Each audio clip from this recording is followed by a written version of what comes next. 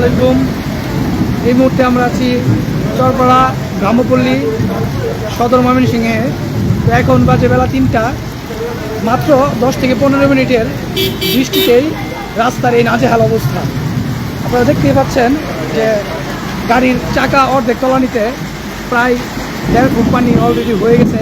যদি এই বৃষ্টি ক্রমাগত আর 30 মিনিট চলে তাহলে হয়তো চরপাড়া প্রত্যেকটা প্রতিষ্ঠানে পানি ঢোকার সম্ভাবনা রয়েছে। অলরেডি এই ক্যান্সার সার্জিক্যাল, ওখানে একটা হোটেল এবং পদ্মা ডায়াগনস্টিক সেন্টার এবং হোটেল, কিছু ফার্মেসিতে পানি অলরেডি ঢুকে গেছে, আপনারা দেখতে পাচ্ছেন। তো এভাবে চললে কিছুক্ষণের মধ্যে হয়তো প্রত্যেকটা প্রতিষ্ঠানে পানি ঢুকবে এবং ব্যবসায়ের নাজেহাল অবস্থা হয়ে যাবে। তাছাড়াও যে ময়মনসিংহের যে উন্নতি, এই উন্নতির দিকে আমরা বারবারই লজ্জিত, এখনও লজ্জিত। কেননা প্রতিটি বছরই এই বর্ষাকালে আমাদের বিভিন্ন সমস্যার সম্মুখীন হতে হয় একমাত্র এই বৃষ্টির জন্যেই। তো আমরা বৃহত্তর ময়মনসিংহে এমন ছিল না।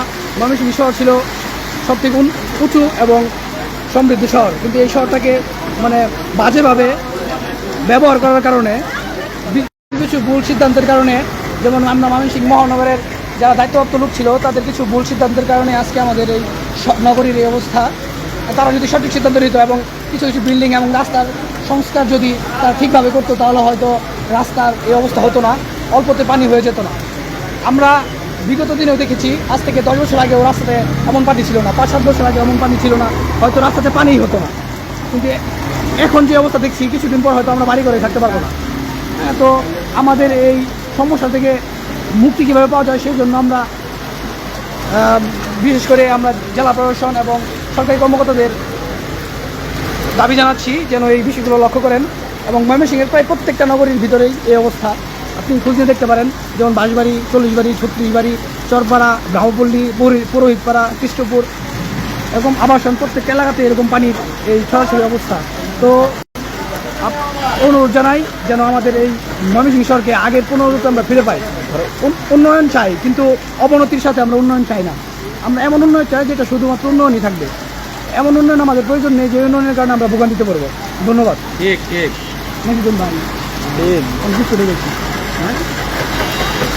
কিছু ভাই তুমি না যান, যাইতে পারবেন, যান সুদা যান, পলা নাই, কোনো ই নাই।